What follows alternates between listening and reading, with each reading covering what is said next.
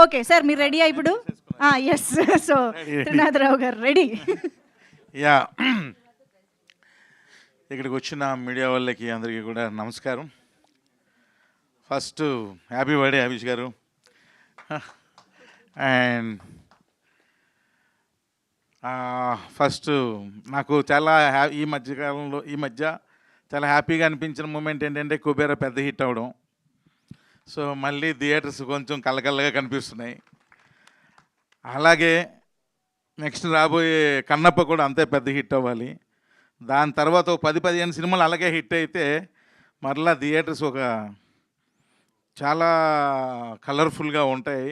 అది అది నాకు చూడడం చాలా ఇష్టం అనిపించింది. నిజంగా దేవుడిని నేను అదే కోరుకుంటున్నాను. దేవుడే ఇక్కడ నుంచి 10-15 తెలుగు హిట్ సినిమా, తెలుగనే కాదు ఆల్ లాంగ్వేజెస్ హిట్ సినిమాలు ఇచ్చేసే దేవుడా. మళ్ళీ చాలా డిసప్పాయింట్లో ఉంటున్న ఇండస్ట్రీ మరలా చిన్న ఉత్తేజం వస్తుంది అని మనస్ఫూర్తి కోరుకుంటున్నాను.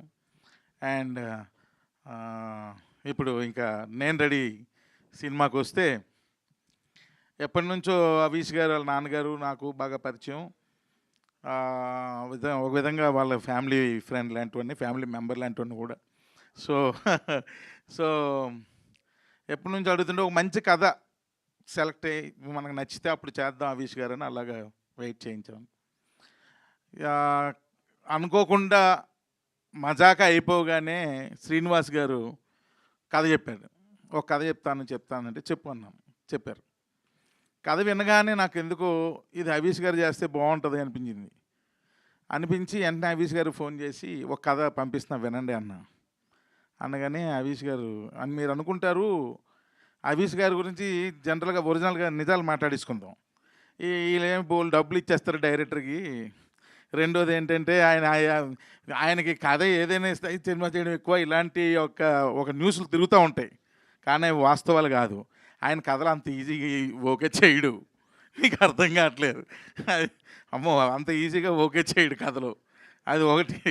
రెండు, ఫస్ట్ పాయింట్ అసలు కాదు. సో ఈ కథ విని ఇంచుమించు శ్రీని గారు 2.5 hours నేరేషన్ ఇచ్చారు కంటిన్యూస్గా. నేను పక్కనే కూర్చున్నా, నేను కూడా విన్నా ఆయనతో పాటు. సో వినగానే సింగిల్ షాట్ ఓకే చెప్పారు ఆయన. ఓకే చెప్పి, త్రినాథ్ గారు నాకు బాగా నచ్చింది, బాగా ఎంజాయ్ చేశాను, ఈ సినిమా చేద్దామని. నాకు కూడా ఎప్పటి నుంచో పెళ్లి సందడిలో ఇండస్ట్రీలో ఉన్న కమెడియన్స్ని అందరినీ అప్పుడు ఆ సినిమాలో వాడారు. అసలు కమెడియనే దొరకట్లేదు వేరే సినిమాలు యాక్ట్ చేయాలంటే అన్న భలే ఉండేది అది వినడానికి. కానీ కమెడియన్స్ అందరూ ఫ్యామిలీగా వచ్చి చేస్తున్నారు అని అనడం కానీ, అది నాకు చాలా అప్పట్లో, ఇంకా అప్పుడు నేను డైరెక్టర్ని కూడా కాదు, ఏదో స్టూడెంట్, ఏదో చదువుకుంటున్నాను ఆ టైంలో.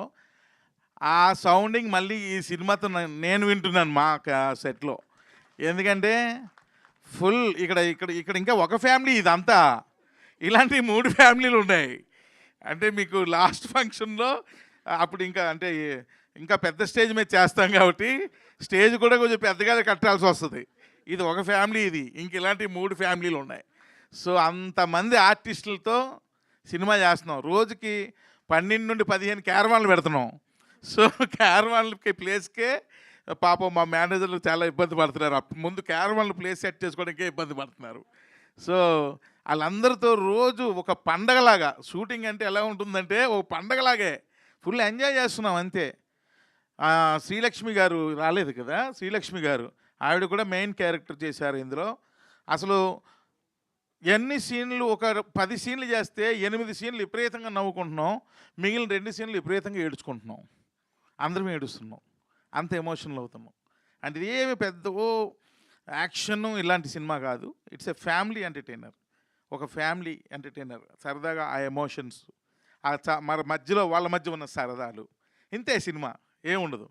సో నేను ప్రతిరోజు ఎంజాయ్ చేస్తున్నాను. ఇందాకలు అన్నాను మీకు డైలాగే లేదు కదా, డైలాగ్ లేదన్నాను కదా, దాని యొక్క ఎఫెక్ట్ ఏంటో మీకు థియేటర్లో చూస్తారు. ఆ డైలాగ్ లేనిది ఏంటి అన్నది. సో అద్భుతమైన నటులు లక్కీగా నాకు ఈ సినిమాకి సెట్ అయ్యారు. అందరూ అన్ని క్యారెక్టర్లో కూడా అలా ఫిక్స్ అయిపోయారు. ఎవరి క్యారెక్టర్ని వాళ్ళు బ్రహ్మాండంగా చేస్తున్నారు. సో ఒక సాంగ్ కూడా రీసెంట్గా చేసాం, చాలా గ్రాండ్గా చేసాం. అలాగే సాంగ్స్ మిక్కీ మేయర్ నిజంగా నాకు చాలా, అంటే తను ఎక్కడ యూఎస్లో ఉంటాడు, ఏదో ఫోన్ కాల్స్లో మాట్లాడుకోవడమే. ఆయన ఎప్పుడు అదే చెప్తుంటాడు, ఏంటి సార్ నాకు విజువల్స్తో కలిపి చెప్తుంటే నాకు ఇంకా ఇంట్రెస్ట్ వస్తుంది, నాకు వర్క్ చేయడానికి ఇంకొంచెం ఇంట్రెస్ట్ పెరుగుతూ ఉంది అని చెప్పి మంచి సాంగ్స్ అద్భుతంగా ఇప్పటికే 3 ఇచ్చేశారు. ఒకటి ఆల్రెడీ షూట్ కూడా చేసేసాం. సో అంటే అది ఇప్పటి నుంచి అవన్నీ ఇంచుమించుగా 50% సినిమా షూట్ అయిపోయింది, ఇంకో 50% బాకీ. సో ఇప్పటి నుంచి ఎందుకులే విజువల్స్ అంత ఎక్కువ ఇవ్వడం, ఓన్లీ బర్త్డే గ్లిమ్సే ఇద్దామన్న ఉద్దేశంతో ఒక్క షాటే వాడాం. సో అందుకే నేనేమంటానంటే, నాకు ఇంకొక పెద్ద ప్రాబ్లం ఏంటంటే, ఆర్టిస్టులు ఎవరు వచ్చినా సరే ఈ సినిమాలో కొంచెం నీట్గా ఉండాలి, మంచిగా సేవ్ చేసుకొని, లేకపోతే నీట్ సేవ్తోనో లేకపోతే శుభ్రంగా తల్ల దూకొనిలోనే. ఈ ఆర్టిస్టులు కరువు అయిపోయారు. ఎవరు వచ్చినా ఇంత గడ్డాలు, ఇంత హెయిర్లు, ఏంది ఈ కథ ఏమో అలాంటిది కాదు, క్లీన్గా నీట్గా ఉండాల్సిన కథ. అసలు అలాంటి ఆర్టిస్టులే దొరకట్లేదు, అందరూ అలాగే అయిపోయారు. మొత్తం గెడ్డాలు, ఇది కండలు గిండలు ఒక రేంజ్లో ఉంటున్నారు ఒక్కొక్కరు. సో మళ్ళీ ఈ సినిమాలో చాలా క్లీన్గా నీట్గా, ఇప్పుడు మీరు చూశారు కదా గ్లిమ్స్లో, ముద్దుగానే యశోదా అని ఎంత హాయిగా ఉందో ఆ సంగీతం, సినిమా అంతా కూడా అంతే హాయిగా ఉంటుంది. సో ఇది it's a like family bonanza. Families అందరూ కూడా వచ్చి సరదాగా 2.5 hours ఎంజాయ్ చేసి లాస్ట్ 15 minutes ఓవర్ ఎమోషన్ అయ్యి ఒక చిన్న ఎమోషన్తో థియేటర్ నుంచి బయటకు వెళ్తారు, అంతే. ఎందుకంటే ఏముండదు సినిమాలో. సో నేను వాళ్ళ నాన్నగారితో అన్నా, ఈ సినిమాకి మీరు ప్రొడ్యూసర్ అయితే నేను చేయనని. ఈ సినిమాకి నేను కాదు ప్రొడ్యూసర్ని అన్నారు. మరి ఎవరు అనగానే ఆవిడని ఇచ్చారు. ఈవిడ ప్రొడ్యూసర్ ఏంటండి, హీరోయిన్ లాగా ఉందంటే మరి అనగానే ఎంత మంచి ప్రొడ్యూసర్ అంటే ఆవిడ. జనరల్గా ఎవరైనా ఏదైనా చెబితే ప్రాబ్లమ్స్ వచ్చి ఈ ప్రాబ్లం వచ్చిందని చెబితే, ఈ ప్రాబ్లమ్ ఈ సొల్యూషన్ ఏంటి అంటే, ఒక సొల్యూషన్ అనగానే ఇది వెళ్ళిపోండి అంటారు. ఈవిడ అలాంటి ప్రొడ్యూసర్ కాదు, ప్రాబ్లం వచ్చిందంటే దాన్ని అనలైజ్ చేస్తున్నారు, ఎందుకు వస్తుంది ఈ ప్రాబ్లం అంటే రూట్స్కి వెళ్తున్నారు. ఫస్ట్ సినిమా కదా ఆ మాత్రం ఉంటుందిలేండి అనుకున్నాను నేను. రూట్స్కి వెళ్ళి దీనివల్ల ప్రాబ్లం వస్తుందని ఫైండ్ చేసి వాటిని సాల్వ్ చేయాలి, వాటిని సాల్వ్ చేస్తేనే ఈ ప్రాబ్లం సాల్వ్ అవుతుంది, లేదంటే మళ్ళీ రేపు కూడా పుడుతుంది అని చెప్పి ఆ రూట్స్ లెవెల్లో దాన్ని సాల్వ్ చేసుకుంటూ వస్తున్నారు. అంత మంచి ప్రొడ్యూసరు. సో నిజంగానే బాగా నచ్చారు. అంటే ఇది ఫస్ట్ ఫిల్మ్, ఇంకా డెఫినెట్గా మీరు నెక్స్ట్ ప్రాజెక్ట్స్కి బాగా షైన్ అయిపోతారు. సో ఎందుకంటే ఆమెకి చాలా ఇంట్రెస్ట్ కూడా ఉంది సో సినిమాల మీద వాటి మీదను. సో నేను ఇంకా అభిష్ గారు ఒక్కరే వాళ్ళ ఇంట్లో సినిమా పిచ్చోళ్ళు అనుకున్నాను, లేదు ఈమె కూడా ఉన్నారన్న విషయం ఇప్పుడే అర్థమైంది. సో అంత మంచి ప్రొడ్యూసర్. సో మీరు ఇంకా ఎన్నో సినిమాలు చేయాలని, అంటే నా డైరెక్షన్లోనే కాదు ఇంకా చాలామంది దర్శకుల్ని మీ ప్రొడక్షన్లో చేయాలని మనస్ఫూర్తిగా కోరుకుంటున్నాను. అలాగే ఇక్కడ ఉన్న మా ఆర్టిస్టులు అందరికీ పేరు పేరున రూపా గారు అమ్మ క్యారెక్టర్ తీసుకొచ్చి ఒకరోజు షార్ట్ తెచ్చి రండి మీరు అని తీసుకొచ్చి కాళ్ళకు పట్టీలు పెట్టించా.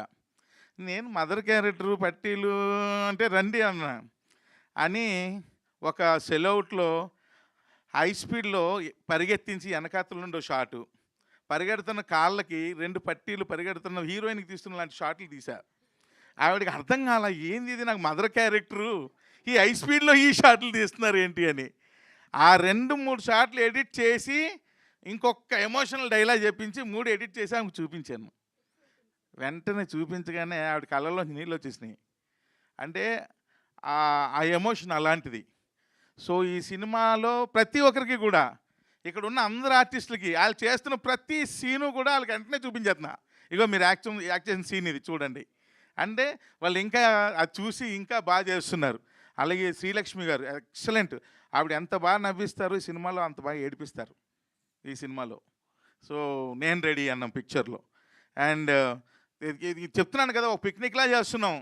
రోజు ప్రదీప్ గారు రాలేదా, ప్రదీప్ గారు వాళ్ళ ఇంట్లో ఆవకాయ పచ్చడి, సార్ గోంగూర పప్పు అయితే ఎక్సలెంట్, వాళ్ళ ఇంట్లో గోంగూర పప్పు కర్రీ ఇరక్కుడేస్తారు. అది ఇలా ఒక్కొక్కరు రోజు బాక్సులు తేయడమే. అంత బాగా ఎంజాయ్ చేస్తూ సినిమా చేస్తున్నాం, అలాగే అంత ఎమోషనల్ కూడా అవుతున్నాం. అందరం ఒక ఫ్యామిలీలా ఫామ్ అయిపోయాం. సో ఈ సినిమా అతి త్వరలో, చాలా ఇంకా 50% అయిపోయింది, చాలా స్పీడ్గానే ఫినిష్ చేసేస్తాం. చేసిన తర్వాత ఎంత త్వరగా అయితే అంత త్వరగా మీ ముందుకు తీసుకొస్తాం. డెఫినెట్గా మీరు అందరూ ఎంజాయ్ చేస్తారు. నా సినిమాలకి మ్యాక్సిమం ఎడిటర్ మా ప్రవీణ్ పుడియే, కానీ ఏ సినిమా ఫంక్షన్కి రాలే, దీనికి వచ్చాడు, నాకన్నా ముందు వచ్చాడు.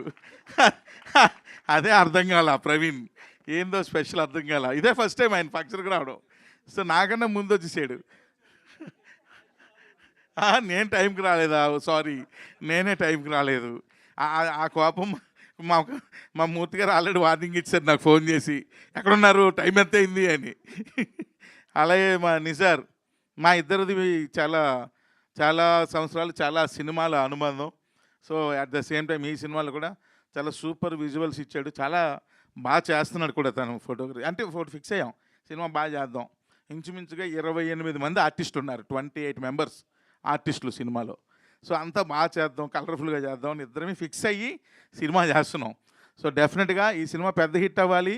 హవీష్ గారికి ఆయన కెరియర్లో one of the best film ఇది అవ్వాలని మనస్ఫూర్తిగా నేను కోరుకుంటున్నాను. అండ్ హవీష్ గారికి ఒక రిక్వెస్ట్ ఏంటంటే, ఇంక లేట్లు చేయకండి, వెంటనే సినిమాలు చేస్తూ ఉండండి, లేట్లు చేయకండి. త్వరగా సబ్జెక్ట్స్ చూజ్ చేసుకొని మీకు నచ్చిన సబ్జెక్ట్స్ వెంటనే హ్యాపెనింగ్ అయ్యేటట్టుగా మంచి మంచి డైరెక్టర్స్ని పెట్టుకొని బాగా చేయండి అని. ఇప్పుడు నేను ఇది ఎప్పుడు అదే అంటుంటాను, ఇంత లేట్ చేస్తారేంటి, ఇలా లేట్ చేస్తున్న కొలది ఏమవుతుందంటే వయసు అయిపోతూ ఉంటుంది. అది కాదు కదా, మనం ఇంట్రెస్ట్ ఉండేటప్పుడు వెంటనే చేసేయాలి.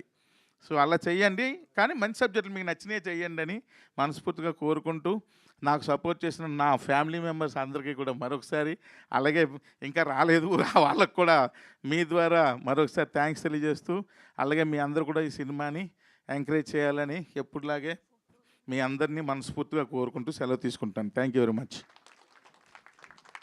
Thank you sir, thank you so much. So